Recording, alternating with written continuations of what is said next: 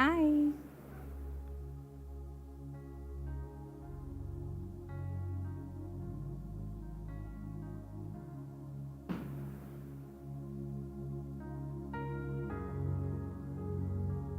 Welcome, everybody. Come in. Good. Okay, Temba says we're live. We're good to go. So welcome online, everybody. It's lovely to have you with us. Thank you for joining, and thank you for everybody who's in the building. So we've just been doing some etiquette training, child protection, safeguarding, and so on and so forth. So my first question is, after we have so much strict training that can also be feel sometimes boring, I need some engagement here and shouting out. Why have we just been training everyone? Who can answer? Give me any answer. It doesn't have to be the right one. Go on, Matt. To be prepared. Great. Why do we want to be prepared? To keep everyone safe. Why do we want to keep everyone safe? Shout. Because we love. I love it. Thank you. Why are we here? Why are we here? The title of this message is Never, Ever, Ever, Ever Forget the Why. Okay? So we have been training everybody. Why do we come into work every day? Why do we work tirelessly? We work for 12 hours sometimes. We're working days, nights. Why do we do all this training? Why do we try to do our best? Why are we overcomers? Why did we come and work for this organization? Why do we want administrative precision? Why do we want to expand the kingdom? Why do we do what Jesus commands? Okay? To be reconciled with God. So Katlecho was talking about this the other day. To become as one. He sent Jesus because it was the way to come back to Him. We separated from God. When Adam and Eve, when it was the fall, we call it the fall, right?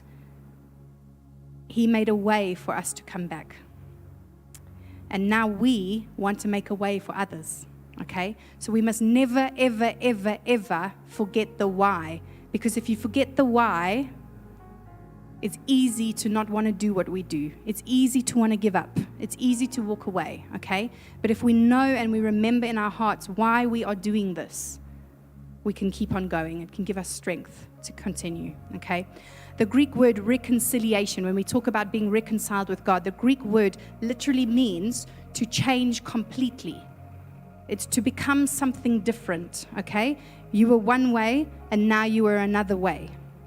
You were a block of ice, and now you are water, okay? We were created in God's image, so we have everything in us to learn to love selflessly, to be kind, to be patient, to be loving. But He loves us so much, He's given us free will. Am I right? So we can choose whether we want to do that or whether we don't want to follow Him. So to be reconciled to God is to become one with God, and God is love, so it is to become love. So our very purpose on this earth is to learn to love, to be love, to teach others to love, okay? So all of the administrative stuff that we have to go through, all of the HR, because we're trying to keep people safe, we're trying to create structure and order, and all of the day's works that we're doing because we want to learn to love, and we want to teach others to love. We want to become love. We want to bring heaven to earth. We were one way. God sent Jesus to change us completely so we can be one with Him, so we can be as love is. So ice and frost, what does it need to be able to melt?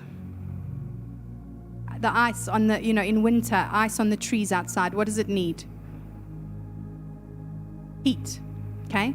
So it needs heat, warmth, sunlight, okay? So you can imagine us as a block of ice, and then God sends us the sun, the literal Son of God, but also the sun. He sends us the sun to melt, to turn into water, so to become something different, okay? The fall made us one way, And now when we find Jesus, when we know that he is the way, the truth, the life, we become another way, okay? It's in intimacy with knowing him, and it's in learning to love. This is our test. This is our race. This is our battlefield, okay?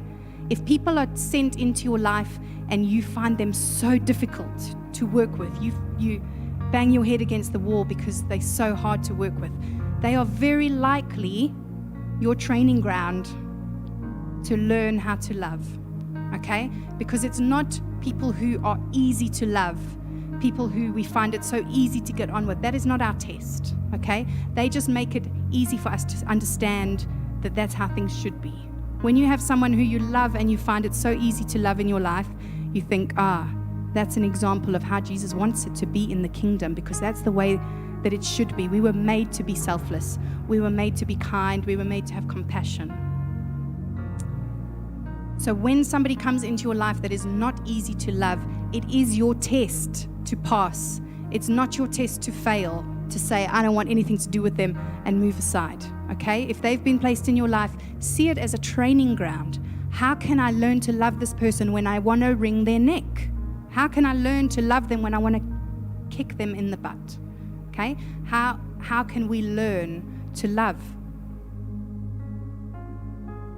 Never, ever, ever forget the why. This is why we are here. Okay? The words of the Son are commands, and they lead us to selfless love. That's why this ministry goes on and on and on about the words of Jesus. It's not so that you can just get them stuck in your mind and not do anything about them. It's if we follow them, we learn to love. We learn to love. We learn to be love. As we learn to love, so as we were ice becoming water,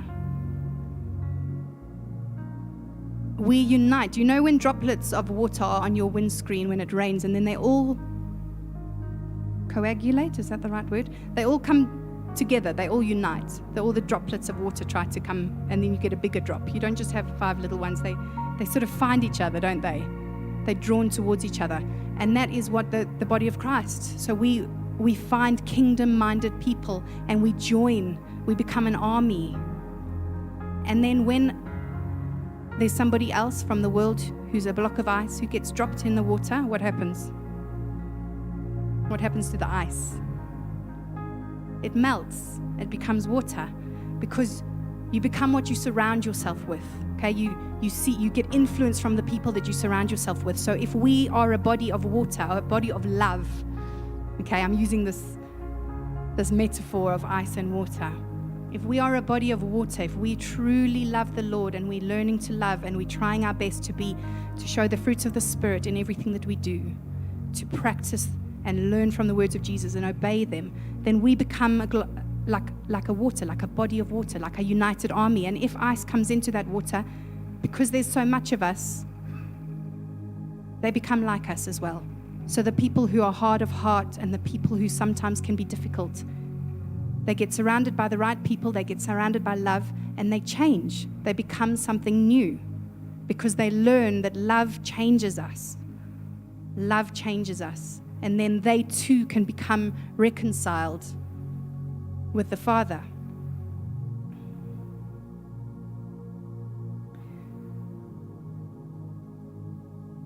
Every purpose, every assignment of every believer leads to mankind being able to reconcile. Okay, if you look into why we send certain places or why to do things, God has an ultimate plan. And his plan and purpose is above all. And so everything that he puts us towards and asks us to do is all for that purpose. We have a choice whether we're going to do that or whether we're not going to do that, okay? We have a choice whether we want to stay ice or we want to become water.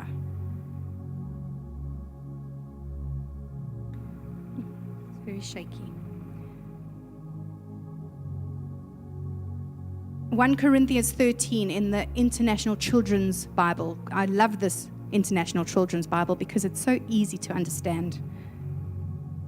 It says, I may speak in different languages of men or even angels, but if I do not have love, then I am only a noisy bell or a ringing cymbal. I may have the gift of prophecy I may understand all the secret things of God and all knowledge. I may have faith so great that I can move mountains. But even with all these things, if I do not have love, then I am nothing. I may give everything I have to feed the poor, and I may even give my body as an offering to be burned. But I gain nothing by doing these things if I do not have love. Love is patient and kind. Love is not jealous. It does not brag. It is not proud. Love is not rude. It is not selfish. It does not become angry easily. Love does not remember wrongs done against it. Love takes no pleasure in evil, but rejoices over the truth. Love patiently accepts all things. It always trusts, always hopes, and always continues strong. So we have to learn to love, and we have to become love in order to teach others to love. When children are little, they're very selfish, aren't they? They're quite selfish. They want it's my toys, it's my sweets. I don't want to share. Okay? They have to learn first what sharing is, and then they have to learn how to do it. Okay? They don't always know the why. Sometimes it's because it makes mommy happy, or it makes something happy, or I'm going to get in trouble if I don't. Okay? They don't always know the why. But they know what sharing, or they